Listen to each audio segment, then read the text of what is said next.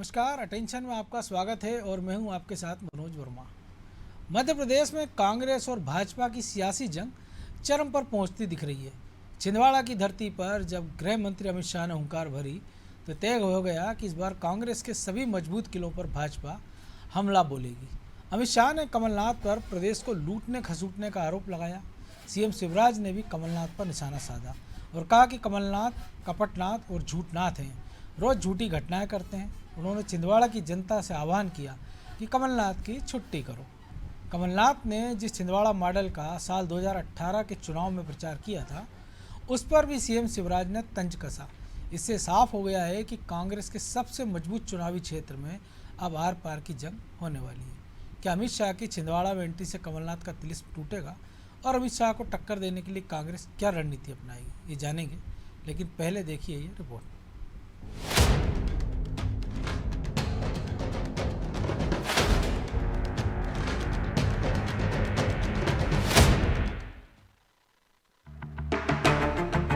केंद्रीय गृह मंत्री अमित शाह के शनिवार को पहली बार कमलनाथ के गढ़ छिंदवाड़ा पहुंचने पर सियासी तापमान बढ़ गया है। छिंदवाड़ा लोकसभा और आसपास के विधानसभा क्षेत्रों में कमलनाथ का बोलबाला है। 2014 और 2019 में नरेंद्र मोदी की आंधी में भी कमलनाथ का किला सुरक्षित रहा। उनके पुत्र नकुलनाथ चुनाव जीतने में कामयाब रहे थे। इसी गढ़ में अमित शाह ने कमलनाथ को चुनौती दी। छिंदवाड़ा में अमित शाह ने कहा कि कमलनाथ को जनता ने एक मौका दिया था, लेकिन उसमें भी लूट खसोट का काम किया गया। मध्य प्रदेश की जनता ने आपने क्या किया इसका हिसाब किताब तो जरा छिंदवाड़ा वालों को लो। देना चाहिए या नहीं देना चाहिए भाई? जोर से बोलो, देना चाहिए या नहीं देना चाहिए? अरे नया करने का छोड़ो, कमलनाथ ने भ्रष्टाचार कर कर हमारे शिवराज जी जो छोड़ कर गए थे, वो मध्य प्रदेश की संपत्ति को भी लूट खसोट करने का काम किया। अमित शाह के छिंदवाड़ा जाने पर टिप्पणी करते हुए कांग्रेस प्रवक्ता मिथुन अहिरवार ने कहा कि हमारी रणनीति सफल हो रही है। भाजपा के नेता चुनिंदा सीटों पर जा रहे हैं, जबकि हमारे नेता पूरे प्रदेश में।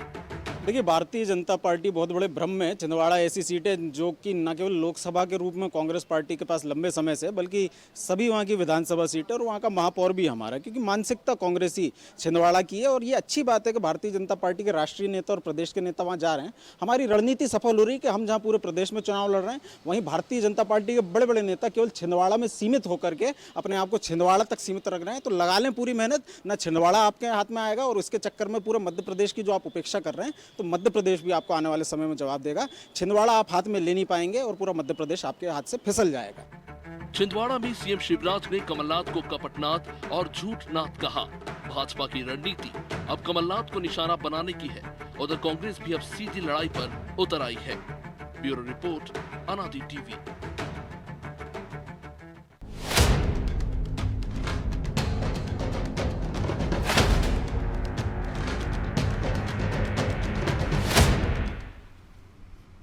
तो आखिर अमित शाह की इस यात्रा के मायने क्या हैं और जो कुछ आरोप प्रत्यारोप का दोष हुआ है वो कहाँ जाकर थमेगा, इसी पर चर्चा करने के लिए हमारे साथ जुड़ गए हैं वरिष्ठ पत्रकार देवदत्त दुबे और हमारे सहयोगी ब्रजेश चौक से।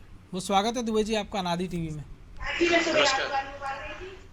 दुबे जी, ये तो लंबे समय से हम देख रहे हैं, 1-2 साल से करीब बीजेपी की ओर से कहा जा रहा था कि जो आकांक्षी सीटें जिसको नाम दिया गया था 190 के आसपास, जो बीजेपी 1 या 2 बार जीती है या लंबे समय से हार रही है, उन पर कब्जा करने का प्रयास किया जाए। और उसी क्रम में कमलनाथ के गढ़ में अमित शाह ने ये रैली आज की है और जिस प्रकार से उन्होंने लोकल इशू को भी उठाया, राष्ट्रीय इशू को भी उठाया है, तो कांग्रेस के लिए ये सीट अब कितनी बड़ी चुनौती साबित होने वाली है? क्योंकि हमने देखा पिछले लोकसभा चुनाव में भी कि जो जीत का अंतर था वो 40,000 के अंदर सिमट कर आ गया था।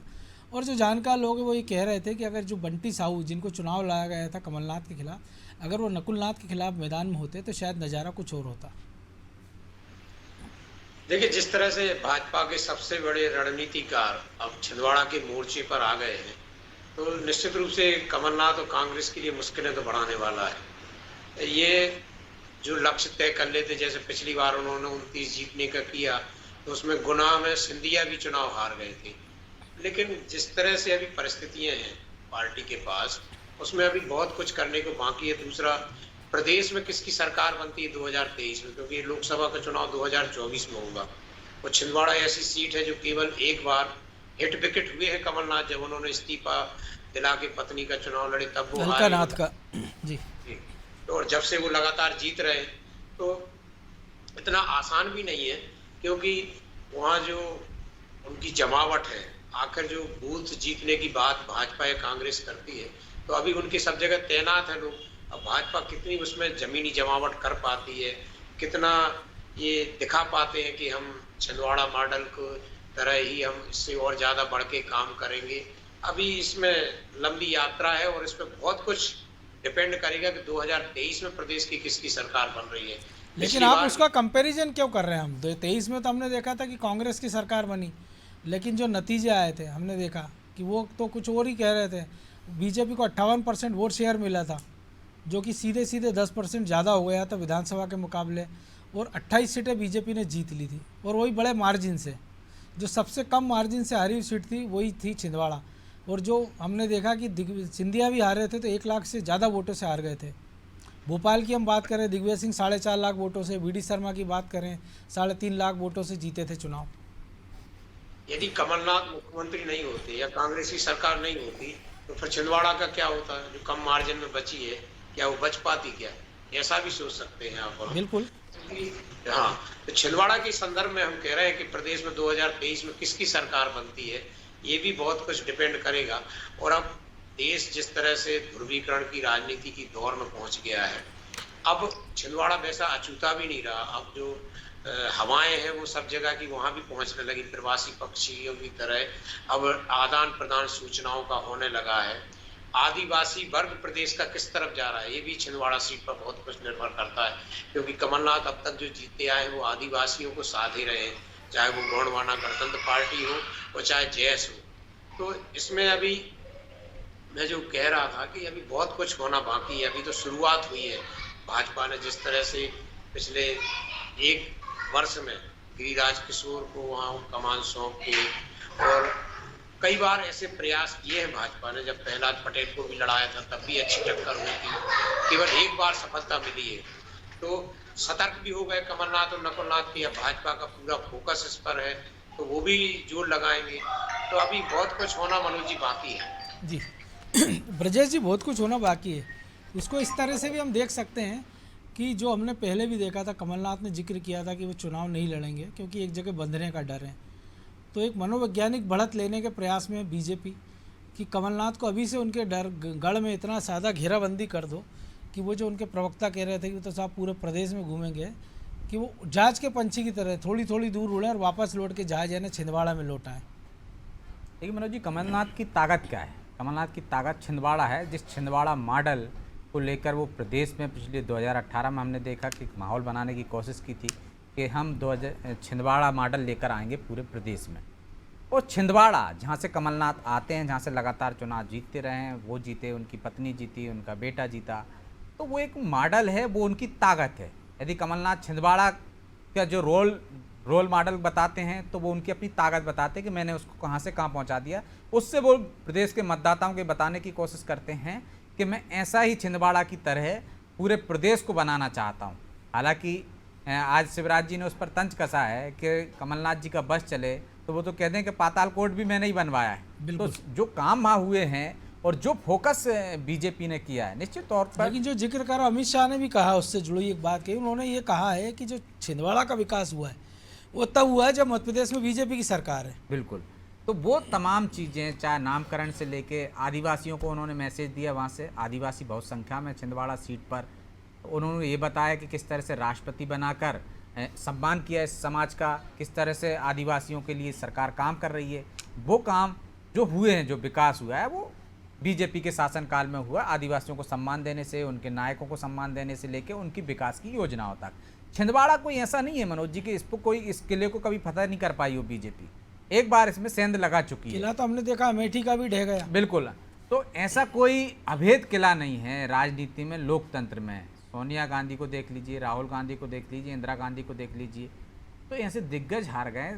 ज्योतिरादित्य सिंधिया बड़ी उसमें हार गए, राहुल गांधी हार गए, तो कमलनाथ क्या हार नहीं सकते हैं? बीजेपी इस रणनीति पर काम कर रही कि जब एक बार वो उनको उपचुनाव में हरा सकते हैं तो बाद में क्यों नहीं, शायद उतनी फोकस पहले से करते तो ये किला पहले भी ढहाया जा सका होता, लेकिन अब जिस तरह से फोकस कर रहे हैं खासकर पूरे देश की 160 सीटों पर, उनमें पहली यहाँ से जो शुरुआत की है अमित शाह ने, उसकी वजह है कि ये भी एक अभेद किला है उन सीटों पर फोकस करने की। और निश्चित तौर पर जो रणनीति के साथ जा रहे हैं, जो दुबे जी भी कह रहे थे, बीजेपी का संगठन, और जो आपने भी कहा कि उम्मीदवार यदि सही चयन हो जाता उस समय या दूसरे उम्मीदवार को उतार दिया जाता, या ये भी खबरें आई थी कि मोदी की एक सभा हो जाती, इस किले को ढाया। कई बार हमने देखा कि शिवराज जी भी ऐसा कह चुके हैं कि यदि वहाँ थोड़ी और मेहनत कर ली जाती तो शायद वो सीट भी हो जाती।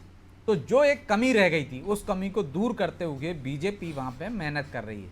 निश्चित तौर पर जो दुबे जी ने भी कहा, यदि कमलनाथ सीएम नहीं होते तो छिंदवाड़ा सीट इतनी आसानी से बचा नहीं पाते, क्योंकि पूरी ताकत आपने छिंदवाड़ा में लगा दी थी। क्योंकि आपके और वो भी तब है कि जब पहली बार ऐसा हुआ कि छिंदवाड़ा की सभी विधानसभा सीटें कांग्रेस के पास, कांग्रेस के पास ऐसा होता नहीं था। और तब एक बंद मुट्ठी थी जो कमलनाथ की, जो खुल चुकी है कि वो रणनीतिकार हैं, वो अच्छे मैनेजमेंट कर लेते हैं। मुझे लगता नहीं है कि अब वो परिस्थितियाँ हो गई।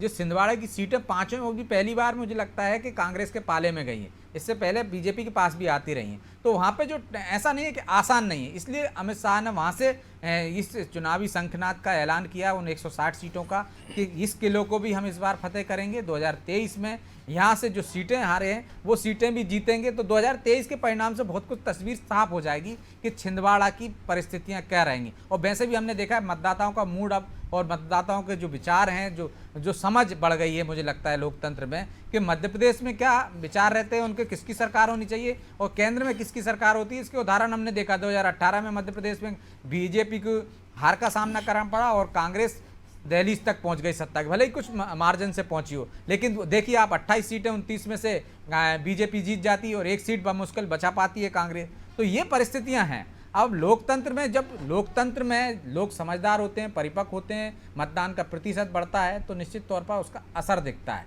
तो मुझे लगता है कि 2024 में हो सकता है कि जिस तरह से रणनीति बना के चल रही तो इसके लिए को भी बीजेपी सेंध लगा सकती है। बिल्कुल। तो दुबे जी, एक और चीज़ हम अक्सर ये देखते हैं कि जो नेशनल लीडरशिप होती है वो नेशनल इशू की बात करती है। लोकल जब भी वो सभा करते हैं तो वो उतने जो जनता से जुड़े मुद्दे हैं स्थानीय, उस पर ज़्यादा फोकस नहीं कर पाते हैं।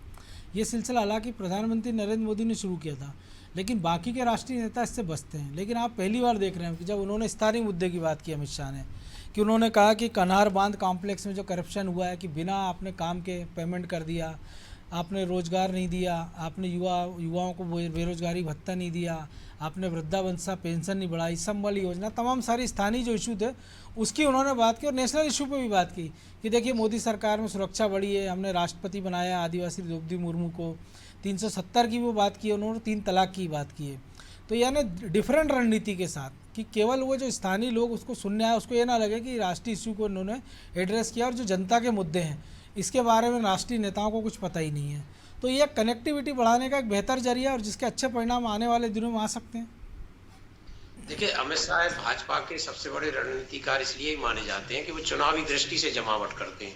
एक तो वो, जैसे आपने देखा होगा उत्तर प्रदेश में जब वो प्रभारी थे तो उन्होंने स्थानीय मुद्दों को पहले कलेक्ट किया कि क्या क्या मुद्दे, और स्थानीय जातीय समीकरण, उन्होंने पिछड़ा वर्ग बड़ी जातियों ने, छोटी छोटी जाति जैसे रजक है और जो साहू समाज और बहुत सारी बिल्कुल छोटी छोटी जातियों, कुशवाहा, कुर्मी, कोयरी, निषाद, ये तो कुछ बड़ी जाति, कुशवाहा, लोधी, यादव तो बड़ी जाति, उन और जो उपजाति हैं जिनको अपन कहते हैं पिछड़ा वर्ग की, उनको संगठित किया। तो वो रणनीति जो उनकी बनती है वो ऐसे ही बनती है। वो स्थानीय मुद्दों पे वहाँ वो करेंगे, वहाँ का आदिवासी राष्ट्रीय मुद्दों पे, अंतर्राष्ट्रीय मुद्दों पे उतनी समझ नहीं रख पाएगा। तो वो जानते हैं, वो वहाँ का बांध का मुद्दा और भी जो मुद्दे वहाँ के युवाओं को बेरोजगारी का वो दिखाएंगे। तो उनकी जो रणनीति रहती है वो स्थानीय स्तर पर, और जो बूथ जीतने की रणनीति है, शून्य से शिखर पर भाजपा जो पहुंची है वो बूथ जीतने की रणनीति है। बूथ कैसे जीते जाएगा? जब गांव की समस्याएं बताई जाएंगी और गांव के लोगों को बूथ जीतने की जिम्मेदारी दी जाएगी। आप सिनेरियो कितना अच्छा बना लो। एक बार मैंने मोदी की सभा में सुना तो उन्होंने कहा कि हवा कितनी तेज बह रही हो, लेकिन यदि पंप नहीं होगा तो साइकिल के ट्यूब में हवा नहीं जाएगी। मतलब वो स्थानीय कार्यकर्ता यदि सही नहीं है, स्थानीय मुद्दे सही नहीं है, वो हवा बनाने वाले नहीं है, तो उसके अनुसार ही रणनीति बनाते हैं। और बहुत मुश्किल जाएगी, क्योंकि यदि कमल अभी से शाह के टारगेट पे है क्योंकि जो 180 सीट देश में 160 सीटें जो कमजोर मान रहे हैं, उसमें नड्डा और शाह ने 80 क्योंकि जाहिर सी बात है वो मान के चल रहे जब पीक पर हो आप तो वहाँ पे गुंजाइश कम है, कुछ सीटें हार सकते हो आप, तो नए जिला के आपको तलाशने पड़ेंगे ताकि वो हारी सीटों की भरपाई हो पाए। बिल्कुल नहीं। और एक सबसे बड़ी जो कमलनाथ इस समय भाजपा के लिए सबसे बड़ी चुनौती है, कांग्रेस से ज्यादा कमलनाथ, क्योंकि उन्होंने 2018 में 15 वर्षों की सरकार को यहाँ से बाहर किया था भाजपा की। तो कमलनाथ कहाँ घेरे जाएंगे? छिंदवाड़ा में। उनकी जो कमजोर नस है छिंदवाड़ा, वो पहले तो उनकी छिंदवाड़ा बचाने की होगी, फिर प्रदेश बचाने की। तो कमलनाथ को जो उन्होंने घेरने की शुरू की है, उससे प्रदेश भी बचेगा और आ गया तो छिंदवाड़ा भी आ जाएगा। तो ये जो रणनीति है ये भाजपा की पहले भी, जैसे उन्होंने सिंधिया को पिछली बार घेरा था, और जब उन्होंने ऐसे किया तो उत्तर प्रदेश में उन्होंने मायावती को, अखिलेश यादव को, तो वो घरों में घेरते हैं फिर जाके प्रदेश खाली करते हैं। तो यही रणनीति मध्य प्रदेश में अपनाई जा रही है, लेकिन कितनी कामयाब होगी क्योंकि आसान भी नहीं है। और लोग भले उसमें हवाई रहते हो, लेकिन कमलनाथ ने भी यदि 40 सालों में वहां जीत दर्ज की है तो उसका बहुत व्यवस्थित नेटवर्क है। उन्होंने जो लेकिन ऐसी जीत तो हमने लक्ष्मीनारायण पांडे, सत्यनारायण जटिया ऐसे तमाम दिग्गज देखे हैं, लेकिन बाद में हार के कारण उनको घर बैठना पड़ा। थोड़ा सा मनोज जी इसमें मैं ये कहना चाहूंगा कि ये लोग हवा, पार्टी की हवा के नेता थे, जो हवा चली तो जीत रहे, लगातार जीत रहे। बहुत सारे लोग हैं आज बीजेपी में सांसद जितने जीते, वीरेंद्र कुमार सागर में भी जीत रहे, टीकमगढ़ जाके भी जीत रहे। आपने देखा होगा पिछले 2 चुनाव में 14 या 19 के में लोगों ने कमल का फूल और मोदी देखा, बिल्कुल उन्होंने प्रत्याशी देखा ही नहीं। जो बाढ़ का हमारे यहाँ प्रत्याशी बड़ी मुश्किल से जीता था, वो 2.5-3 लाख से लोकसभा का चुनाव जीता है, जैसे प्रज्ञा ठाकुर दिग्विजय सिंह को हराती। ऐसे बहुत सारे उदाहरण होंगे, लेकिन कमलनाथ यदि विपरीत दिशा में, विपरीत बहाव में, हर परिस्थिति में यदि जीतते आ रहे हैं तो कुछ तो उनकी जमावट रही होगी। मैंने देखा जो स्किल डेवलपमेंट के उन्होंने जो वहाँ लगाए हैं प्रशिक्षण शिविर, जिसमें बहुत सारी कंपनियों में लड़के वहाँ प्रशिक्षित होके जाते, उन्होंने ट्रेनें कुछ ऐसी चलवाई कि आप दिल्ली सीधे हमारे पास आ जाए, चाहे स्वास्थ्य की समस्या में। तो काम कुछ तो किया होगा। देखो ऐसे कोई हवाई ऐसे नहीं जीता नहीं था, और लोग भी कांग्रेस के जीते रहते, कमलनाथ ही क्यों जीत रहे, बाकी लोग क्यों नहीं जीत रहे? तो कुछ तो करना ही पड़ेगा राजनीति में। अब राजनीति दूसरा पहलू है ना, काम तो दिग्विजय सिंह ने भी किए, काम तो राहुल गांधी ने भी किए, काम तो अटल जी ने भी किए थे, तो सब क्योंकि जनता के मूड का भरोसा नहीं है ना। नहीं, वो तो होता ही है, जब लहराए तो कमलनाथ एक बार क्योंकि कई बार ऐसा होता है, मैं आपको एक छोटा सा किस्सा बता रहा हूँ गुना का, कि जब चुनाव के समय वहाँ जिससे पूछते थे कि कौन जीतेगा, वो कहते थे महाराज वोट किसको दिया, मोदी को। नहीं, उसमें ये कहते थे मनोज जी, मैं गया था चुनाव के 3 दिन पहले इत्तेफाक से एक शादी के सिलसिले में, तो मैंने पूछा, क्योंकि अपन लोग की आदत होती सर्वे करने की, तो उन्होंने ये कहा कि महाराज तो जीते ही रहे, हम तो मोदी को वोट दिया है। आप ये समझो मतदाता की मन स्थिति क्या थी कि मोदी को वोट कितना जरूरी देना था, कि वो तो महाराज तो जीते ही रहे, माने जो महाराज की जीत चाह रहे थे उन्होंने भी मोदी को वोट दिया, कह रहे हम तो मोदी को वोट दिया। और मैंने आके यहाँ कांग्रेस के नेताओं से चर्चा हुई थी, हमने कहा सिंधिया चुनाव हार रहे हैं, क्योंकि हमने जो सैंपल टेस्ट किए वो इस तरह के हैं। पंकज चतुर्वेदी जो आज भाजपा में आ गए, हमने उनसे भी बोला था और भी लोगों से बोला था कि सिंधिया चुनाव हार रहे। उस समय वो लोग नहीं मान रहे थे, क्योंकि मतदाता की मन स्थिति आप और हम, वही उसी का मैं जिक्र कर रहा हूँ कि जमावट सारी धरी रह जाती, क्योंकि इंदिरा गांधी भी चुनाव हार जाती है। अरे किन्नर जीत जाता है जिसका कोई एक बूथ पे अटेंडर नहीं रहता, कोई एजेंट नहीं रहता, कोई मुद्दे नहीं रहते, न राष्ट्रीय न प्रादेशिक, निर्दलीय जीत जाते। तो ये तो बहुत अलग है, लेकिन यदि कोई टिका हुआ है तो जरूर उसने कुछ ना कुछ किया होगा, और उसी को हिलाने का भाजपा प्रयास कर रही है। इसीलिए तो इतने धुरंधरों को भेजा है। तो ब्रजेश जी एक और चीज़ है कि इत्तेफाक है क्या कि पहले अमित शाह, गिरिराज सिंह छिंदवाड़ा, इसके बाद जेपी नड्डा भोपाल आ रहे हैं, फिर इसके बाद राजनाथ सिंह के आने का कार्यक्रम है, मोदी अगले महीने आ रहे हैं। तो जाहिर सी बात है 24 अपनी जगह, 23 की भी जमावट साथ साथ चल रही है। देखिए मनोज जी, इत्तेफाक नहीं है, बीजेपी रणनीति के साथ चलती है। वो जब लोहा गर्म होता है तब बार करती है, वो माहौल देख के माहौल बनाने की कोशिश करती है। तो आप सोचिए कि वो 2024 की रणनीति नहीं बना रहा है, ये कांग्रेस नहीं है कि 2024 पे केंद्रीय आला मकाम। एक मशहूर पिक्चर का एक छोटा सा डायलॉग भी है कि जब तवा गर्म हो तो 2-4 रोटी फालतू सेकने में कोई बुराई नहीं है। बिल्कुल, तो ये कोशिश भी हो सकती है कि 2-4 रोटी और सिक जाए तो क्या बुराई है। तो आप देखिए कि राज्य को भी वो उतनी ही गंभीरता से लेते हैं। वो हैदराबाद में जाते हैं चुनाव, उसको भी गंभीरता से लेते हैं मनोज जी। यदि वो पश्चिम बंगाल में जाते हैं तो उतनी गंभीरता से लेते हैं। चुनाव बड़ी गंभीरता से लड़ती है बीजेपी। तो 2023 को ऐसे ही नहीं छोड़ देगी कि मध्य प्रदेश में कि उन्होंने कहा नहीं हम तो 2024 पर फोकस करेंगे, 160 सीटें जो हार चुके थे उन पर फोकस करेंगे, इसलिए अमित शाह छिंदवाड़ा आ रहे हैं। उनका फोकस 2023 भी है। 2023 भी हमको जीतना है, 2024 भी जीतना है। तो ये रणनीति के तहत आ रहे हैं, संगठन की कसावट के लिए आ रहे हैं, राजनाथ सिंह भी आ रहे हैं। तो जो दौरे हैं अब लगातार आप देखिए कि मध्य प्रदेश में 2 बार आ रहे हैं प्रधानमंत्री, एक बार आ रहे हैं वो शासकीय कार्यक्रम मान लीजिए आप, वो सेना के उसके कार्यक्रम में आ रहे हैं, बिल्कुल। दूसरे कार्यक्रम में आप देखिए वो पब्लिक का कार्यक्रम होगा। तो चुनावी माहौल बनाने के लिए यदि अमित शाह आए हैं तो शुरुआत हो गई है, इसके बाद जेपी नड्डा आ रहे हैं, फिर मोदी जी आएंगे, तो एक माहौल बनेगा मध्य शिवराज प्रदेश सिंह में। तो लगातार और घूम ही शिवराज रहे जी तो लगातार घूम ही रहे हैं। तो ये माहौल बनाने की कोशिश है 2023 के लिए। तो 2023 पहले जीतेंगे, फिर 2024 का माहौल बनाएंगे। तो बीजेपी रणनीति के हिसाब से चलती है, ये इत्तेफाक नहीं है कि वो इत्तेफाकन आ रहे हैं। ऐसे दौरे अब आप देखेंगे लगातार बढ़ते लेकिन रहेंगे। आपको नहीं लगता कि जो कांग्रेस की स्थिति है कि जो प्रवक्ता को हम सुन रहे थे वो कह रहे थे एक ही सीट पे उनका सारा फोकस हमने घेराबंदी कर दी है।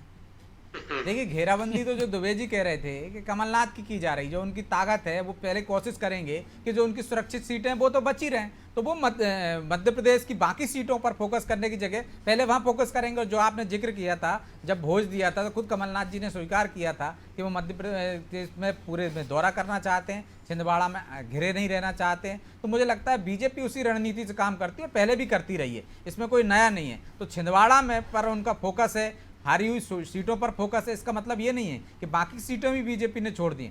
लगातार आप देखिए कि जितने दौरे कांग्रेस के नेता नहीं कर रहे होंगे, शिवराज सिंह चौहान कर रहे हैं, बीडी शर्मा कर रहे हैं, उनके मंत्री दौरे कर रहे हैं। तो संगठन और सरकार दोनों लगी हुई है। बिल्कुल। तो आप और देखिए कि उसका असर तो होगा ही निश्चित तौर पर। वो सिर्फ छिंदवाड़ा में फोकस नहीं कर रहे हैं। अभी आपको इसलिए फोकस दिख रहा है कि वहाँ पे अमित शाह का कार्यक्रम था, तो लगातार बीडी शर्मा गए, शिवराज जी के दौरे हुए, इसके बाद भी पूरे प्रदेश पर फोकस रहेगा और ये चुनावी रणनीति का हिस्सा है।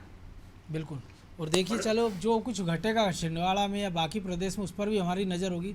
फिलहाल नज़र घड़ी पर है जो इशारा कर रही है कि इस चर्चा को ही विराम देना होगा। बहुत धन्यवाद दुबे जी आपका। तो निश्चित तौर पर बीजेपी ने अपनी घेराबंदी शुरुआत कर दी, या कहें कि मिशन 2024 की तैयारियों को उसने धार देना शुरू कर दिया है। तो जाहिर सी बात है कि कांग्रेस से ज़्यादा चिंता कमलनाथ को होगी, क्योंकि उनके गढ़ में अब तक ये माना जाता था कि वो अपराजय हैं। हालांकि एक बार उनको पराजय का सामना करना पड़ा, लेकिन मोदी लहर में भी उनका एक किला बच गया था। लेकिन क्या 2024 में किला बचा रहेगा और 24 के चक्कर में कहीं 23 में कांग्रेस को बड़ा नुकसान न हो जाए, इसकी भी चिंता कांग्रेस को करना होगी। अटेंशन में आज इतना ही, मुझे दीजिए इजाज़त और आप देखते रहिए अनादि टीवी। नमस्कार।